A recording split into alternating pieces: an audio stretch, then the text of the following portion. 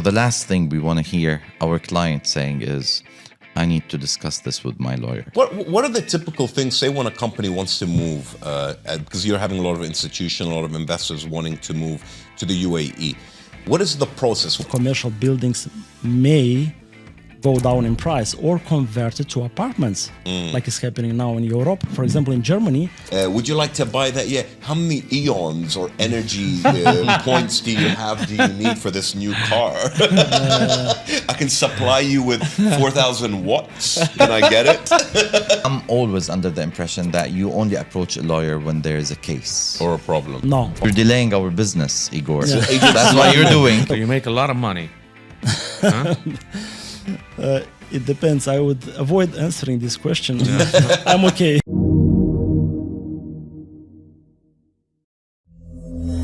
Hello, and welcome again to another episode of Unplugged with Luay and Hisham, of course. And today we have a very special guest. And this guest is someone that I bet lots of the investors who are planning to come settle and invest in Dubai or in the UAE would love to be in touch with. Today, we have the lawyer, Igor Popa. Welcome to Unplugged, Igor. Thank you for inviting. You're more than welcome. Before we go in depth about all the aspects that we want to discuss in this episode, we would like to introduce you a bit to the audience.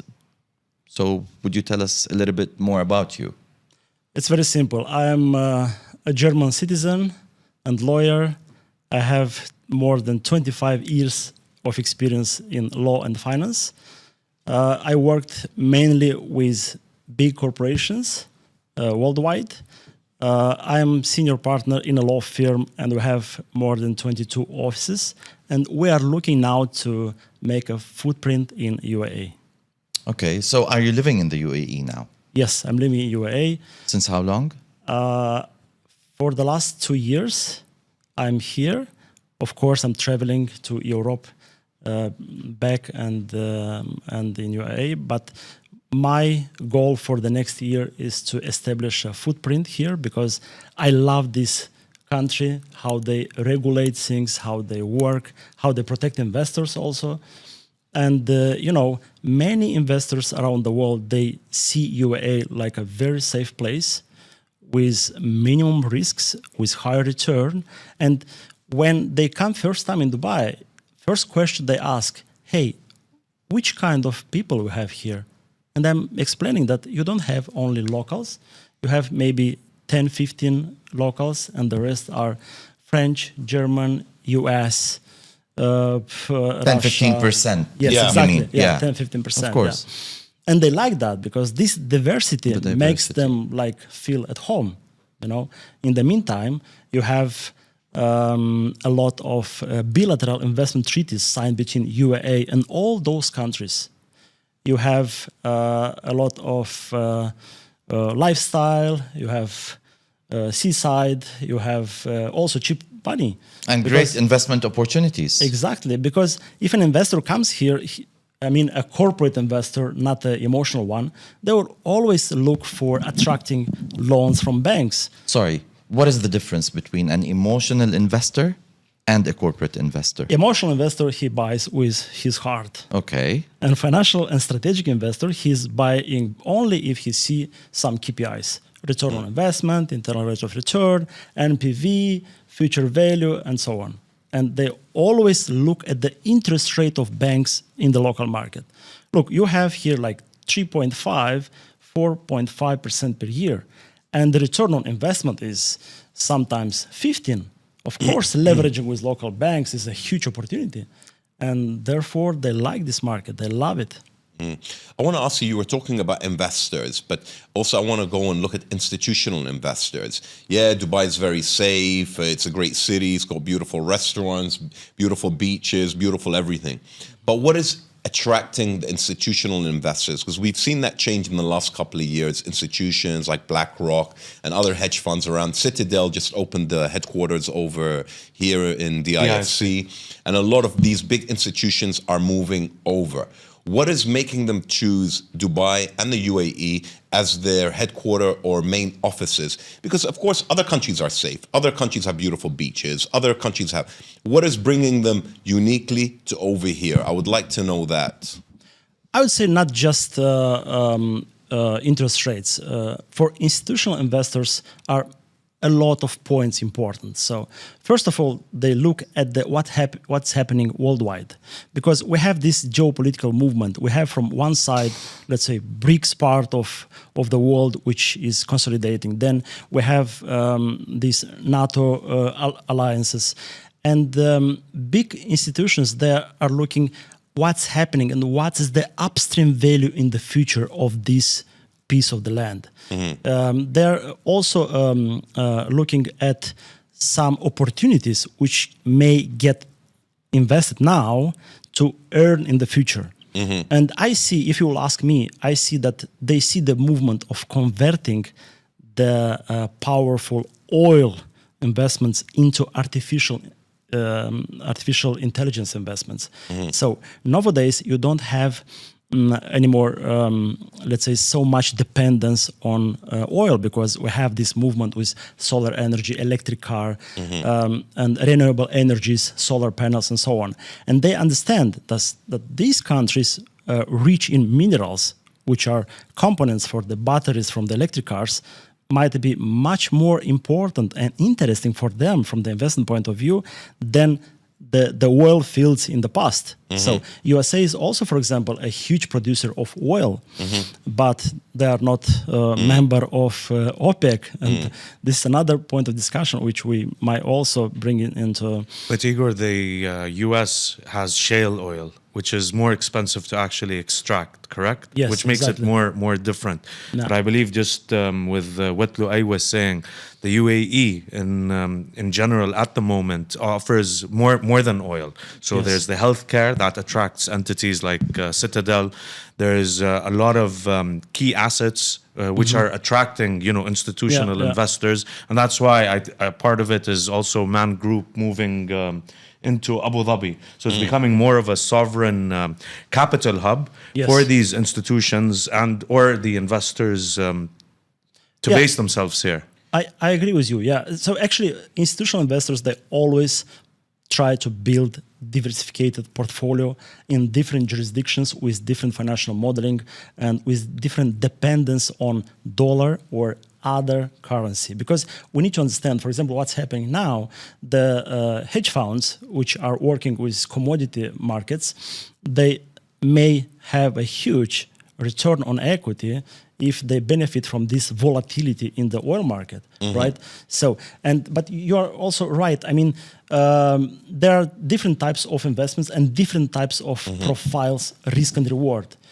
If someone from a private investment equity, which I'll not say the name, they're looking for higher risk, they also look for higher reward.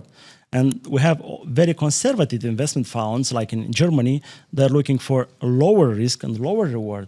And you know how they work? They have a scale, and if they have investments, let's say in UAE, in Germany, in London, in Japan, and some of the businesses does not bring the same return they expected, but other businesses with higher risk, they bring more reward, then there is also competitive advantage of, let's say, 10% every year, even if some businesses failed and other businesses performed. Yeah. Would they currently be viewing this market as an emerging market at the moment with these institutions coming in? Is it Yes, still an definitely. emerging market, you think?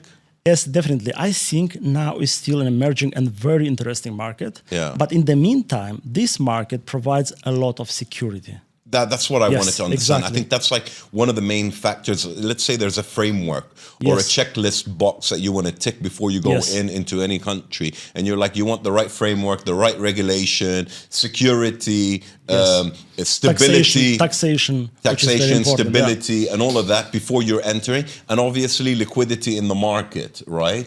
And I think these are like the factors they're going to look at, because it's not like one company or one institution is coming. It's like almost every institution that you can name is moving over here, and they keep on adding up and piling up. And you're like, they're choosing all one city. It's not like it's a random. It's not like by choice or, I'm picking from a bag. There's a particular reason why they're all coming over here. And I wanted to understand what is like the checklist and the framework behind Correct, this. and that's why we want to ask Igor, what is the security? Like, what's the prerequisite for that security for them to actually set up here?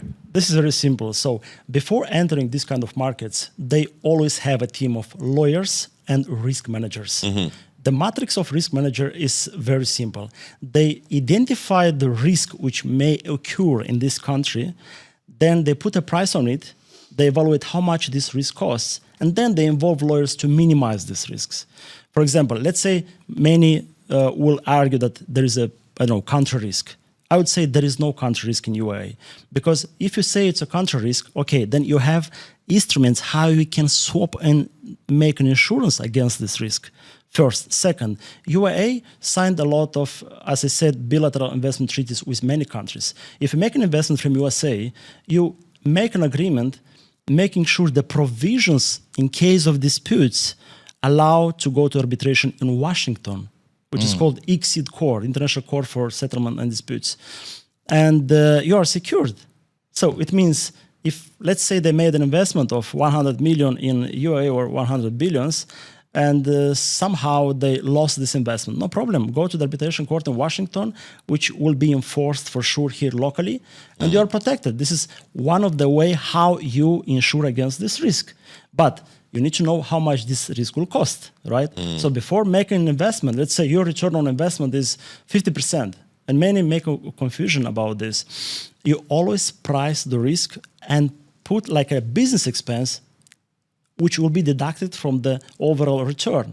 If you have a return of 10 million, then you deduct this 2 million for the lawyers, 2 million for arbitration costs, for settlements, for disputes, and so on. And then you remain maybe with the same 20, 25, it depends. So you make a lot of money. Huh? It depends. I would avoid answering this question. I'm okay. What are the typical things, say when a company wants to move, because you're having a lot of institutions, a lot of investors wanting to move to the UAE. What is the process? What do they come to you? What stage? They've already done their homework or their assessment, or they come to you and get the assessment from you. They've come to Dubai, they looked at it, it's beautiful, it's safe, there's good regulation, there's this. What stage do they come to you for what advice, and what advice do you give them, and what kind of framework do you give them exactly? So it's very simple. We work with questionnaire assessment from the beginning. It means an investor, if a bank wants to move to EA, for example, they send requests in the meantime to 6, 7, 10 countries in the Middle East. Okay. And in this questionnaire, you will have questions like, what is the problem if I want to, enforce my title against a company locally? What is the solution? What is the regulation? The second question, how much is taxation in this jurisdiction? The third question, how do I make sure I'm protected as an investor? Is there any treaty in the place? So, and when they have answers to all these questions, they make a red, yellow, green, and so on. And they choose the best country which has the best conditions. Okay. It's very simple. If I would be in the place of any of these countries, the first thing I will do, I will hire big, highly paid lawyers just to make the system the most attractable. But to be honest, nowadays, UAE, in comparison with many other countries, has the best options to invest in. What are the top 3 things that when you recommend Dubai, let's say, tapping on what I just asked, like if someone comes to you, a big institution, and they want to invest or do an investment, and Dubai was not the choice, they just came to you and you would put recommendations. Yes, exactly. What are the top 3 things that you would tell? The top 3 things when they choose to invest in UAE are high integrity, taxation, and return on investment. Do you want to elaborate a bit Yes, on both? of course. Please. High integrity, I mean that the judges are not, let's say, you cannot bribe them. Okay. They're very honest, No high corruption. integrity, no corruption. Okay? Fantastic. Also, regulations, they are efficient.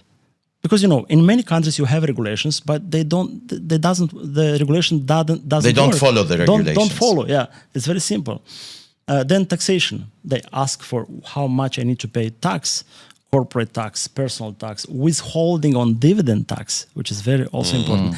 And also, not to forget about bilateral investment treaties between these originating investors and UAE. Because imagine they make an investment and the national company investment SPV, which is a special purpose vehicle for the investments, is coming from Germany. And they invest in UAE. After they made such a profit, they need to repatriate their profits into Germany, right? And the German tax system now is saying, I don't care how much money you paid outside, you still need to pay in Germany also. And therefore, they also think how they can establish another SPV in another jurisdiction, more tax-friendly, which is recognized by Germany, and they still don't have any taxes in Germany. So that's why taxation is important. And therefore, you have in many real estate development projects, you will see like a lot of offshore companies. And this doesn't mean from the first impression that they are doing something wrong. It's that just they want to Ring fence themselves. Yes, yeah, they want to let's say, I call this internal financing. Okay. Because when you save on taxes legally, this is like your internal bank, which you don't see it. Many make the mistake of paying a lot of taxes and attracting external finance, but they are not using their internal finance, like saving on taxes or selling some assets which are not performing. Yeah, and the last one, and the last one about return on investments. They also look at the returns in the investments they made, because if you have, let's say, in T-bonds in Germany like 1% per year, and here you have in T-bonds 4% per year, of course they will buy T-bonds from UAE. T-bonds, treasury bonds, right? Exactly. Yeah. So I wanted to ask you, what cities or countries are comparable in the region to the UAE? That's something like, like for me, I'm looking at it from outside. I don't see any country in the region has the regulation, the framework, the safety, the security, the stability as it does. But you might know more. What other countries close enough in the region? I'm not talking about Singapore and Hong Kong. I'm talking in the region, Africa, Middle East, right? You want to penetrate that area. What are your options? I think the most interesting region nowadays, after signing the free trade agreements with European Union, is India. Oh, okay. Yes, but this more in terms of trade between countries. Yeah. I mean, buying different. There is a list of products which are exempted from taxation in Germany and vice versa in India. And this might be interesting, but only for companies focused on this kind of materials and products they are looking for to buy. If we speak about stable, passive investments, then I don't see any other country in the region better than UAE. Yeah. And I always advise my clients to take into account this region because it's very interesting. Yeah. There are some volatilities in the market, but they are hedgeable. You can hedge against them. And even when you have this volatility in the market, you still have to win because you short. You sell short and you sell high and you buy shorts in the market. You were saying something. You said it's an emerging market. I don't know, but when I look at the UAE, I don't see it as an emerging market anymore. I feel it as a full developed, mature market. Because in terms of, our field is a real estate. And if you compare UAE laws and regulations in the real estate and RERA, the regulation body is so more advanced that not only in the region, but probably in the world. I find even the regulation is far superior than a lot of countries in Europe. Yeah. Do you get what I mean? So can I call that emerging anymore? It's very difficult. It's a very well established and solid foundation where I think all the countries around now are trying to replicate it. And it will take a long time. In my opinion, as soon as the society is developing very quickly, is still emerging because what's happening now in other countries. You have a lot of development in artificial intelligence data centers, and here's also coming, of course. But this is the new era where investors are looking to invest in. Yeah. Because not just real estate. Look what's happening with the commercial real estate in New York. So the buildings are empty. And the first test was during the COVID time. Workers worked from home remotely, and now they're not coming back anymore. So they're still working remotely because they get fired, because the artificial intelligence bots are replacing their jobs.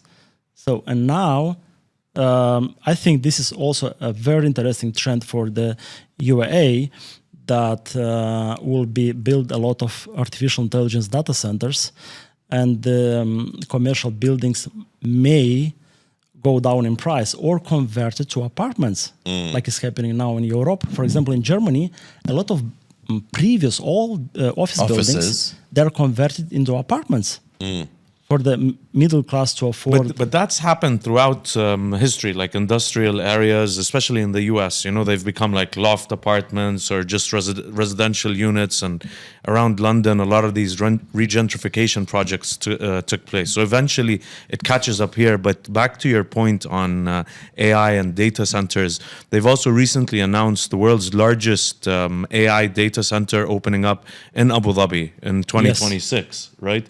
And this $15 billion AI investment by Microsoft that's coming in. So it's really growing and picking up in the UAE. Yes, exactly. And this is a how do you see it integrating with real estate and what Luay was just touching upon? So actually, this is a very interesting topic, and I think that the future era is to convert oil into artificial intelligence data centers.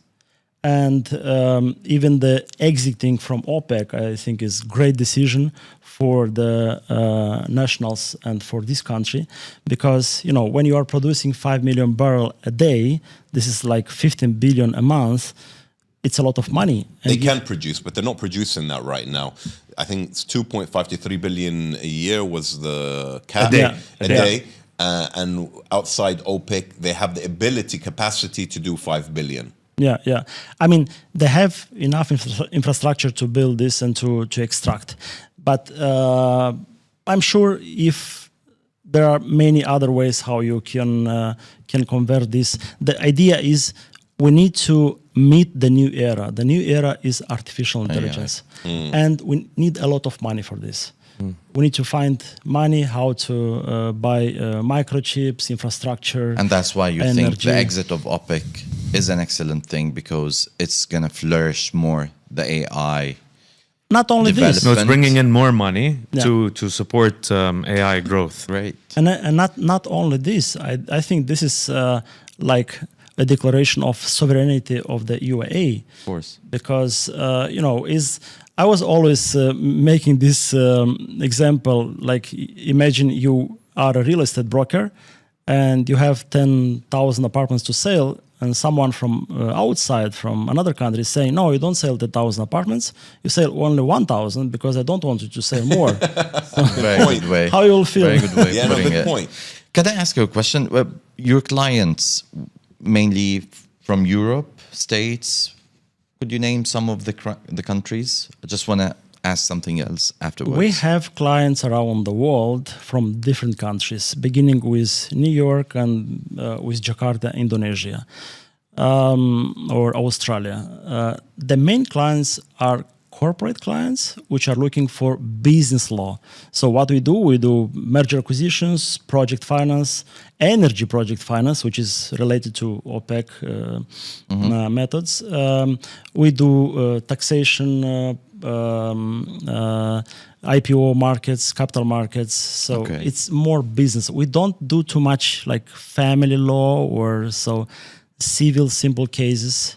All right. So with what is happening in the UAE with the AI development, which markets, from your experience, are the markets that will have more interest now in the UAE? I did not understand the question again. I mean, now UAE is gonna become a hub for AI. This is the plan, especially Abu Dhabi, as Hisham said.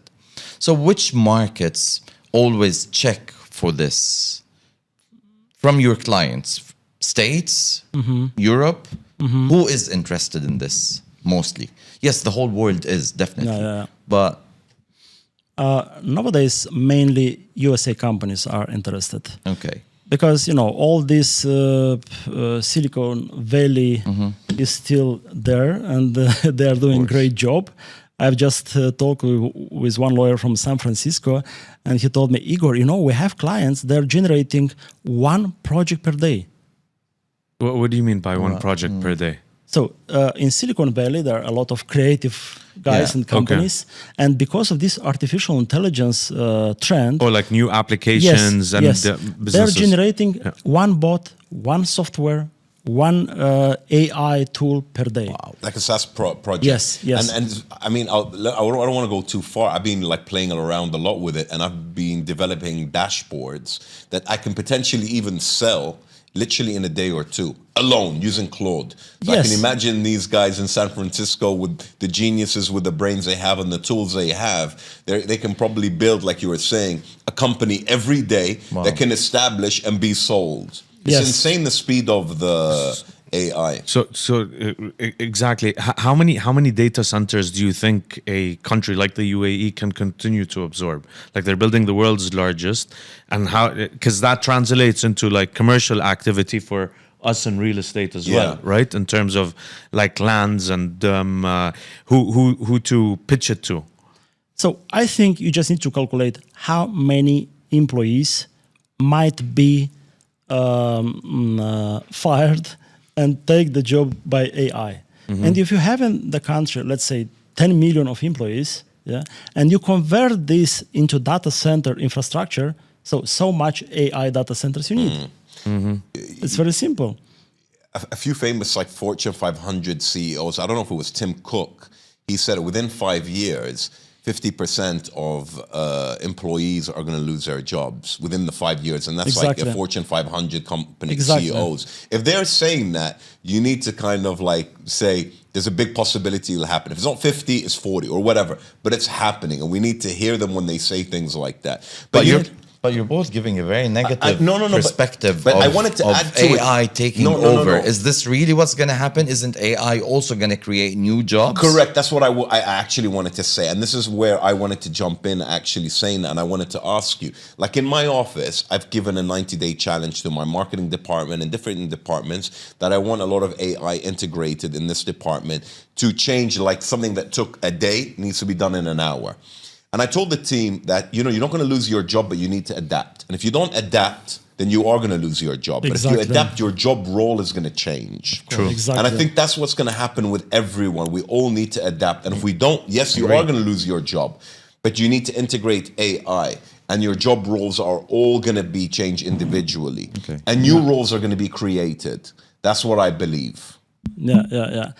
And if artificial intelligence era increases a lot, then you'll need to regulate this somehow. Absolutely. So you'll need to also have some bots which will regulate another bot. So it's going to be bots regulating bots? It's not going to be people like you? No, I don't think so. Because look, my opinion on the future of AI is the following. We'll have like high-level bots, which will be like, I don't know, with zero risk, and they will regulate other bots. The white-collar ones? Exactly. Then we'll have teacher from the universities regulated by other bots. Because, for example, universities, I believe, will disappear in maximum 10 years from now. How can a teacher teach you how to make money or how to, calculate something?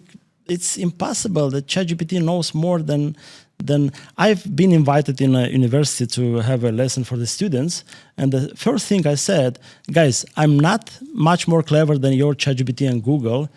And please, if you don't understand something, just help me, because I'm still trying to adapt to the artificial intelligence era. And let's be honest, everyone is using. Everyone is using. You need to know how to use it, which kind of questions to ask. What to use it for. Yes. And also what plays a big role is your creativity. Because, ChatGPT is made in such a way that if you ask a question which interests you a lot, and you put in ChatGPT, hey, is it right that, my wife is not understanding me. Of course, yeah, I will say, yeah, you are the best man in the world. It Yeah. depends how you ask the question. But I think the best solution in this way is just to take the answer from ChatGPT Yeah. and put in Gemini and say, hey, what's your opinion on this? Yeah, But yeah, shouldn't yeah. Take from people Gemini and put on validate? Claude. Shouldn't Yeah. people So, validate like the answers that ChatGPT comes in? What if it's hacked at one point? Like going back to teachers Yes. and them becoming extinct as a job. Like hacking is also something that is a risk. Yes, exactly. So the information that's usually there needs to also be validated. Yes, it can enhance, jobs and changes and reducing time. But Exactly. That's why we need to have a lot of regulations in place. yeah, which don't exist now. No, of course not. It's Very impossible. slow for It's impossible. Look what's happening now in EU, for example, European Union. There are a lot of That's cases. the one world order coming Yes, in. yeah. I mean, in Europe, you have a lot of restrictions already regarding to using artificial intelligence, personal data, GDPR, which is very important.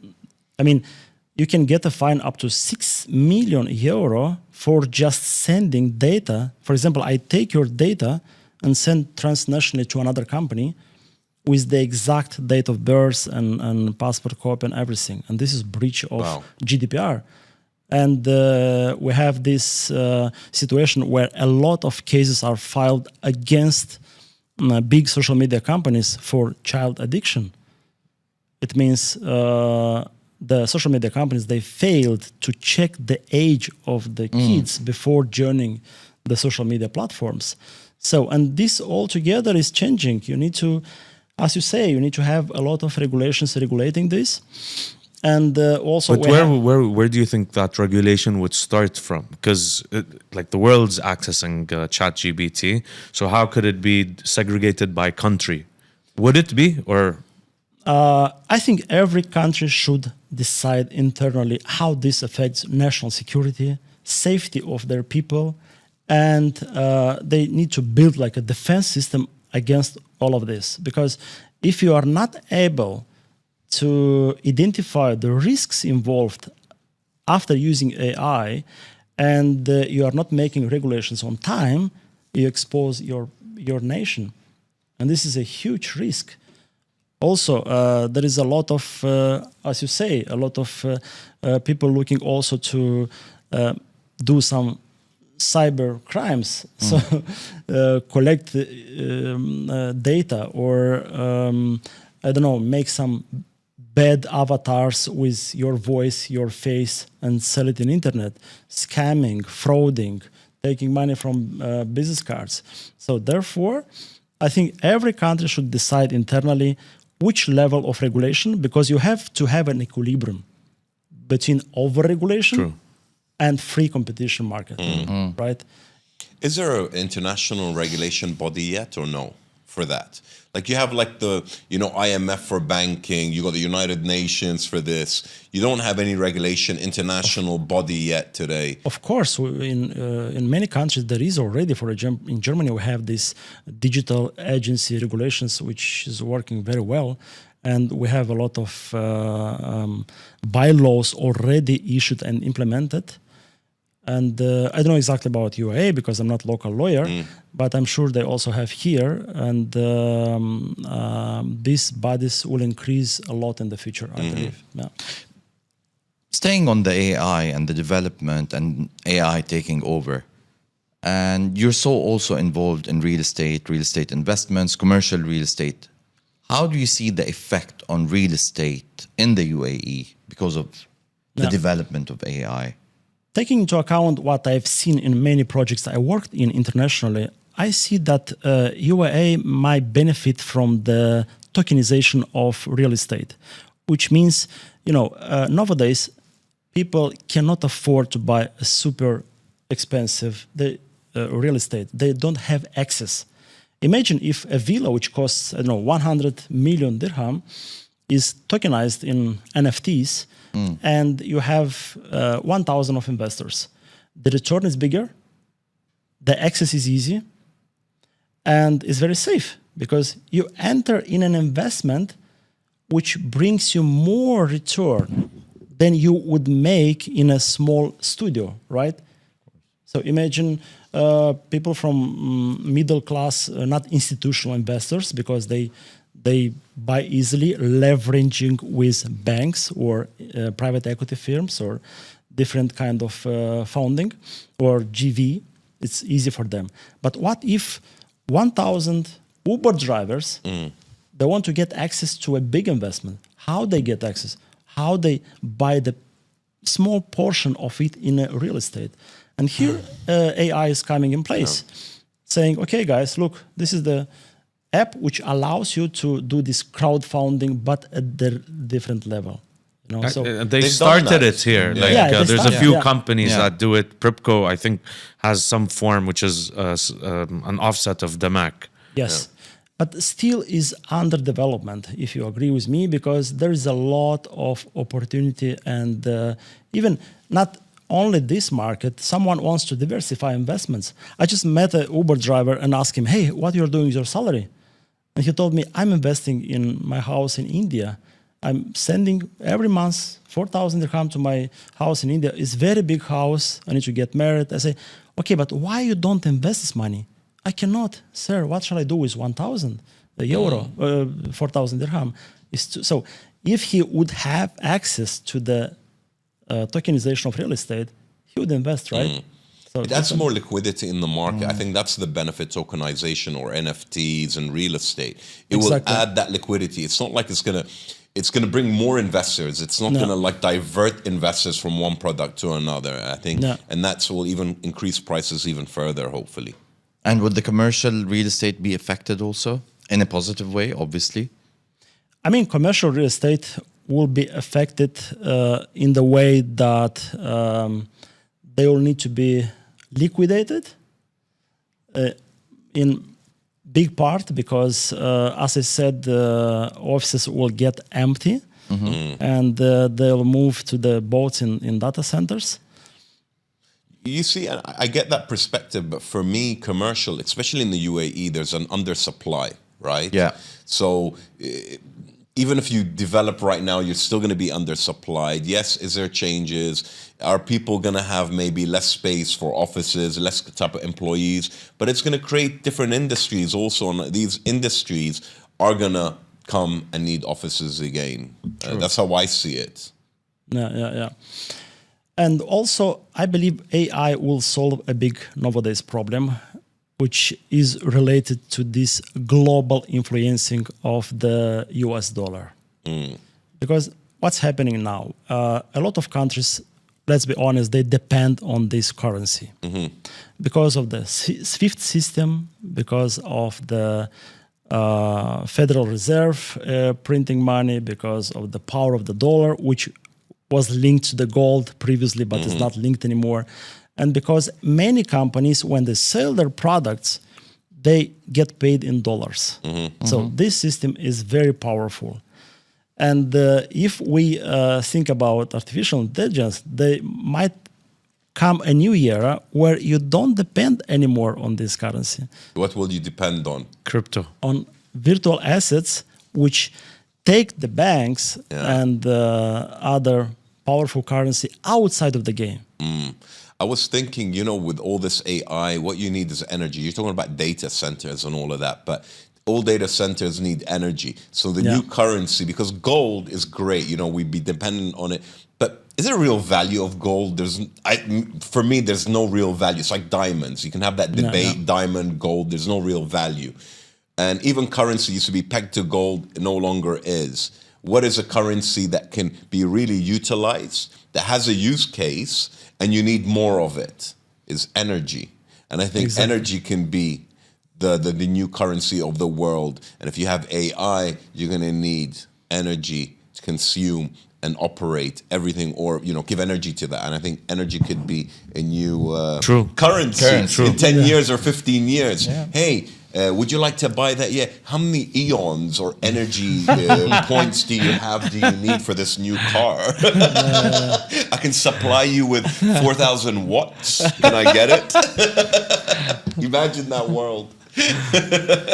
I think besides this energy currency, also it's important to think about the artificial intelligence used in defense systems. Yeah, absolutely. Insane. Because you see what's happening. The countries which are powerful in the world, they have a lot of defense production.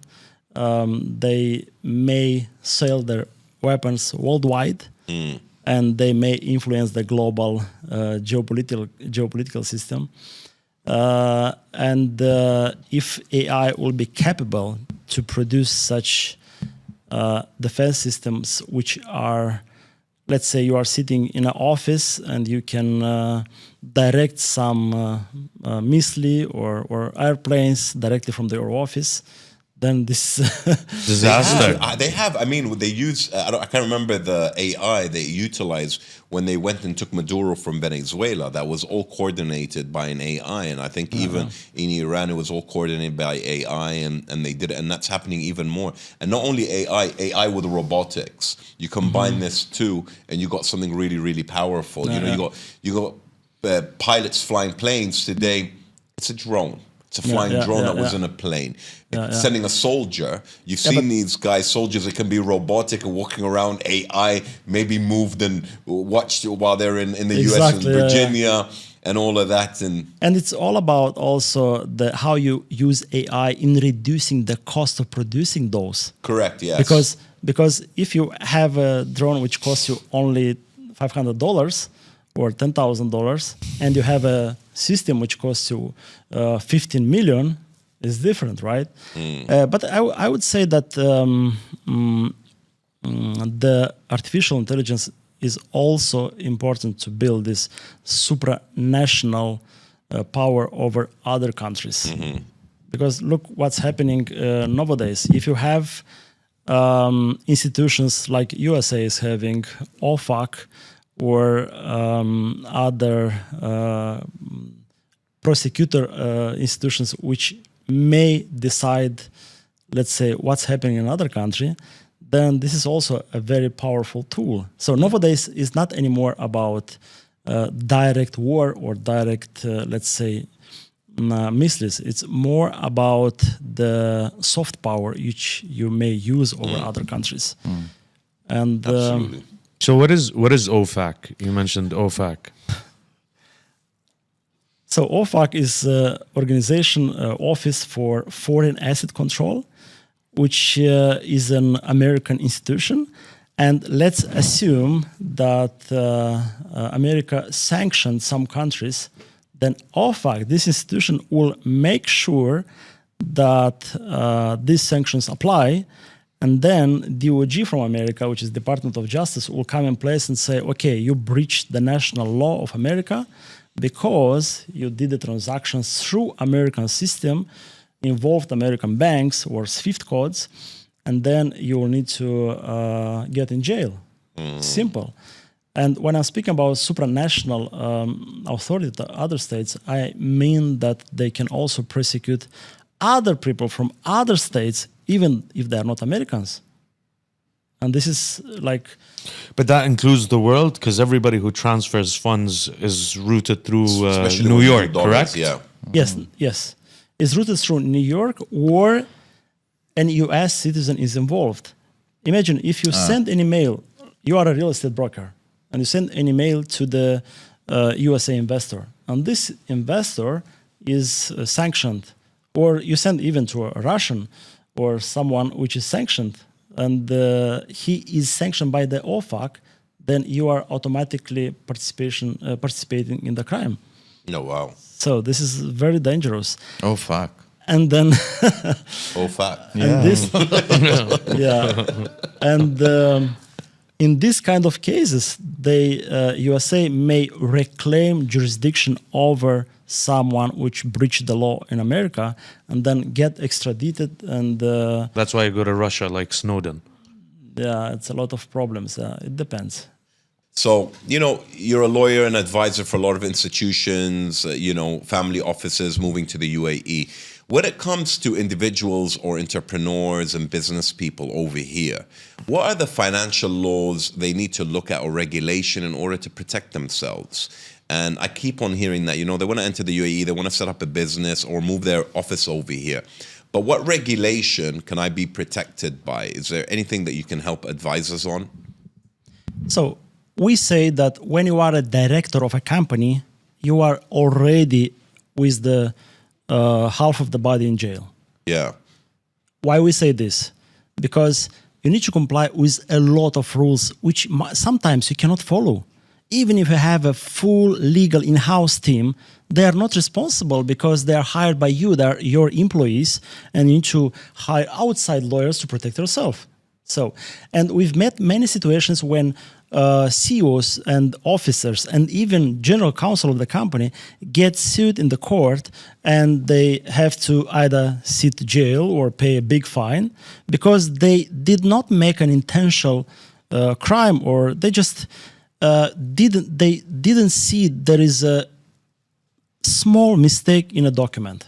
Okay, so and if you ask me about instruments, I would advise CEOs and directors always to buy D&O insurance. Can you give us more emphasis on that? Yeah, D&O insurance is a director officer insurance, which is sold by many insurance companies around the globe.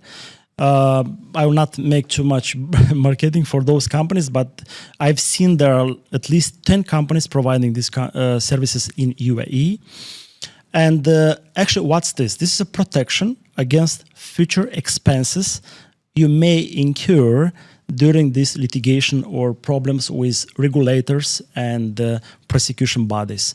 Let's assume a director of the company, he signed a document, a contract, which is against the regulations in this country or even the internal regulation of the company.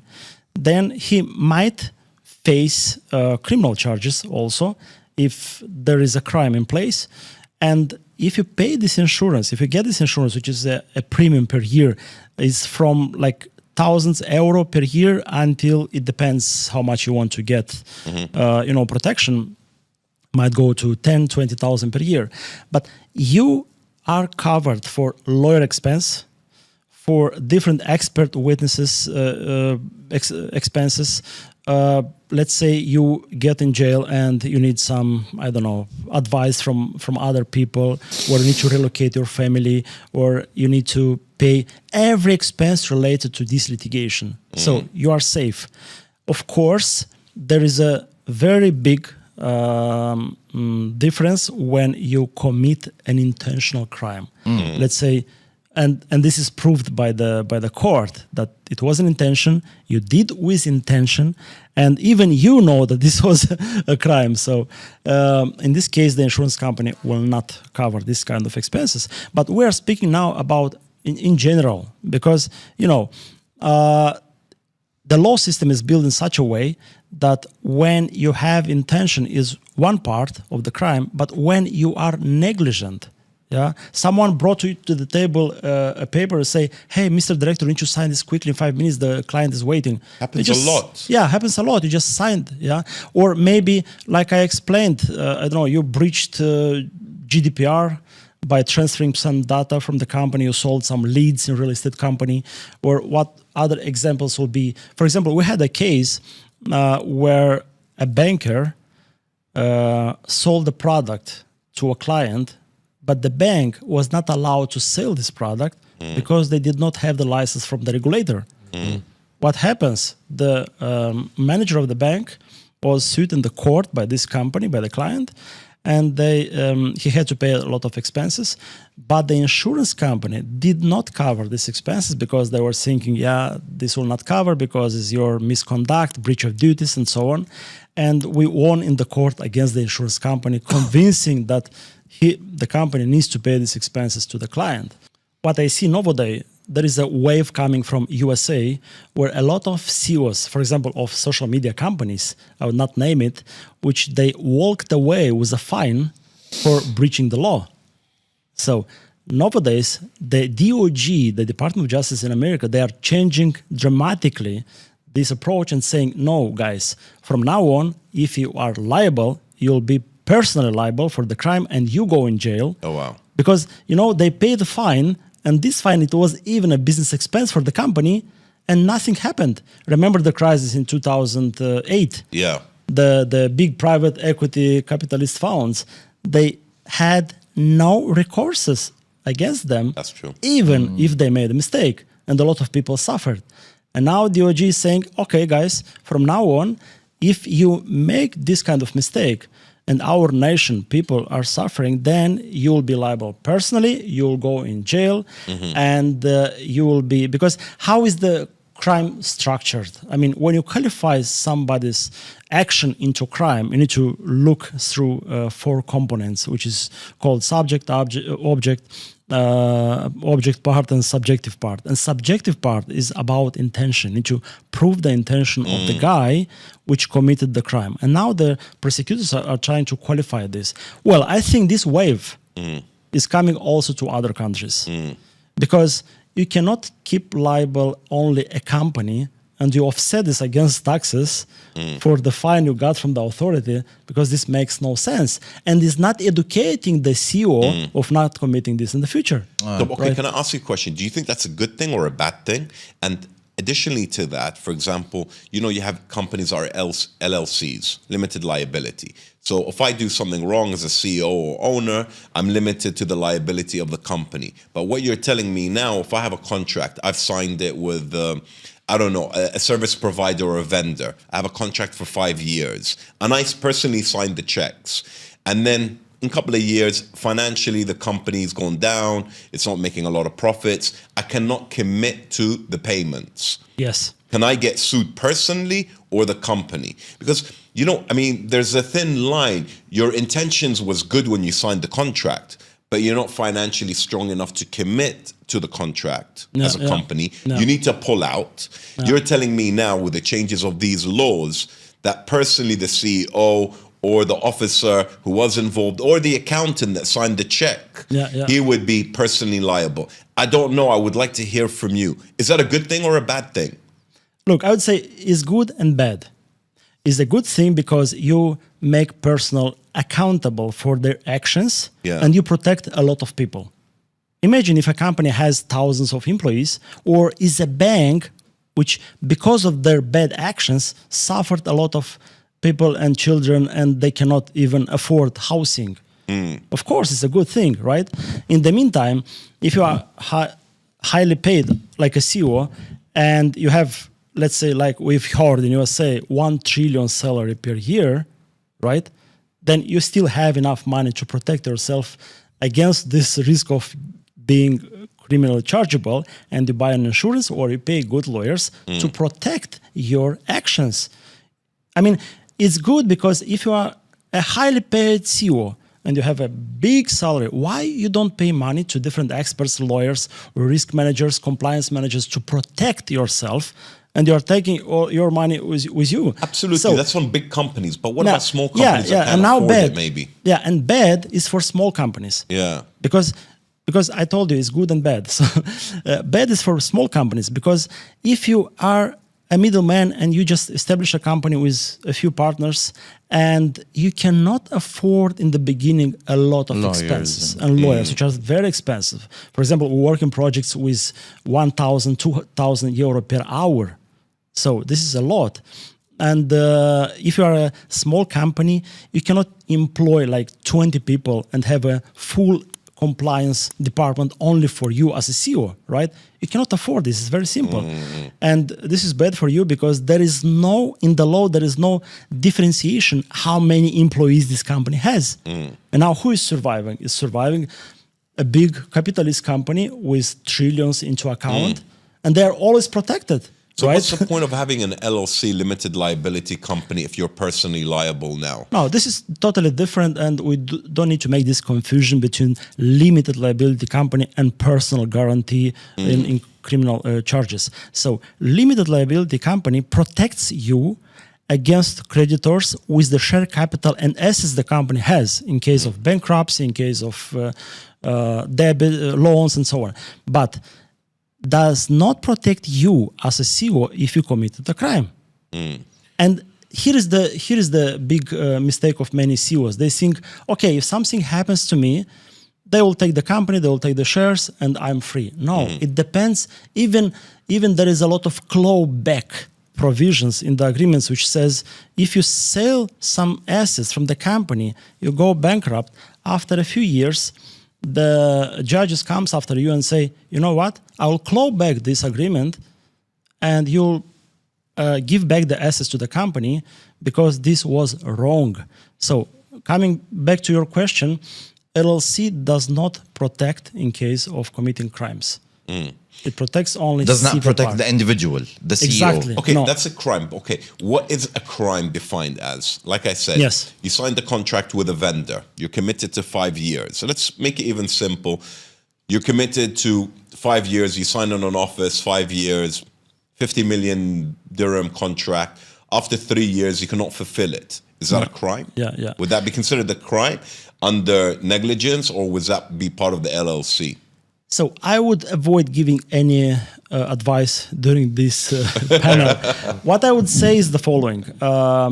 The law itself has like a list of articles. Yeah. For example, money laundering, fraud, I don't know, tax evasion, so on. These articles, when a prosecutor wants to prosecute you, they are looking at your actions. And they look, are you subject of the crime or not? Meaning, did you commit a crime or somebody else first? Then they look, did you have intention to commit the crime or not? It depends. Sometimes it's negligence, but the subjective part, they need to qualify also. Then they look at the object of the crime. They look in the article and say, okay, do we have for this kind of action, do we have criminal liability in the code or not? And if there is no, of course, is not qualifying as a crime, it's a civil part, okay? Yeah. And also we have the objective part of the crime. We have 4 elements which needs to fit with your. We have 4 elements which need to fit with your actions. If only one element is not present, this is not a crime. It's a civil case. Okay. And here is the mainly, I would say, the role of a lawyer to prove that at least one element is not present. You know, I think something that is common practice here, where when we're entering into agreements with vendors, we just sign. And you've highlighted something very interesting, is when you read the fine print, you've realized that one could be personally accountable for it. And the takeaway here is how AI and ChatGPT can be beneficial, because going forward, what I do is just upload that document into ChatGPT, let it give me the risk assessment, save costs on hiring a lawyer, and get an insurance in case something goes wrong. Now, this is a big mistake. But this is how, like, this entire conversation, Yeah, you touched a very interesting point. So many clients are doing the same what you think to do. They are just uploading some cases in ChatGPT and ask for answer. It's a big misunderstanding. How cognitive intelligence is working. Yeah. You need to teach your ChatGPT in a way that he's already a lawyer. For example, we have in our law firm a professional accountants with artificial intelligence, but we upload the different cases with solutions. Yeah. For example, if I had a case like yours, in my experience, I'm uploading the legal opinion with the solutions, what happened, what said the judge, and also some indictments from the court. And then the ChatGPT is becoming like a clever lawyer because he's looking over the files. He's Different saying, cases. Yes, and different cases. Yeah. And he's saying, okay, you know what? Take into account the case, I don't know, X versus Y, and this, actually, this will be the outcome, and you need to protect according to this article. We even upload the regulations, the criminal code, and he's becoming but taking advice from artificial intelligence, you need to be very careful. I didn't mean in the sense of taking advice from them. One is, it could give input, and Yes. you're right. ChatGPT, it needs to be fed with case studies Yes. for it to actually rationalize something. But for example, you can prompt it. Is there any personal liability based on the clauses that are in the Basics, agreement? Yeah, it gives you a Basics, yeah, direction. yeah. So you understand, because sometimes reading it, and like the fonts that they use are very small. It takes a lot of time and energy. It and that highlights, helps. actually, Yeah, at least. it I helps think us. ChatGPT will help you to address the right questions to the lawyer. Yeah. So you're saying that lawyers are not going to lose their jobs because of AI? I was just about You're to say the you're same developing thing. your own He's AI. protecting his own job. You're developing Yes. your own AI that Agree. you're feeding it, that's learning, that's going to be a super lawyer, Yeah. and we're going to have to come to you to utilize that super lawyer because you will only have access to it. It takes you 50 years to upload and update and give that knowledge to AI. That's good to know. So my opinion on it is that lawyers must become much more affordable for clients. Yeah. And they need to be cheaper now because we have access to this artificial intelligence Yeah. era. And I think the lawyers will not disappear. They'll stay. They'll become in more place. affordable. They'll become more affordable, and people, they will have access to prompt and immediate answer to all their questions. Even we were thinking to buy a robot from China, put in our office, upload a lot of materials we accumulated over the years, and make a conference room only for operative answering of Your new questions. agents, Loay. Yes. Yeah. Let's go to China. You know And what the is clients developing them for real because estate. the clients come to the office, they speak to the robot and say, look, I have the following case. Robot is asking some questions, and then the robot may ask, shall I print now the appealing in the court for your case? Yes, please. And he's signing and going. You know what is my take so far? I'm always under the impression that you only approach a lawyer when there is a case Or a problem. No. or when there is a problem.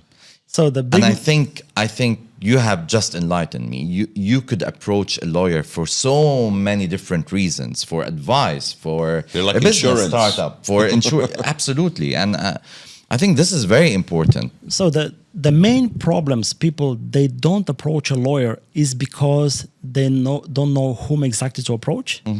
They maybe lost trust in this legal system, and they are very expensive. And I will advise people looking for affordable lawyers just to enter the case in a database. There is a lot of database worldwide, for example, Chambers Partners, IFEDRE 1000 or Legal 500, which are directories with lawyers. And you can find from highly experienced and paid lawyers to the cheapest one.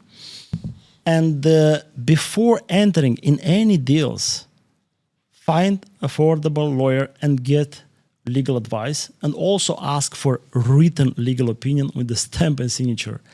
And That's interesting. and Written. after you got this written legal opinion with signature and stamp, you are covered. Because if you, let's say you have a business idea, Yes.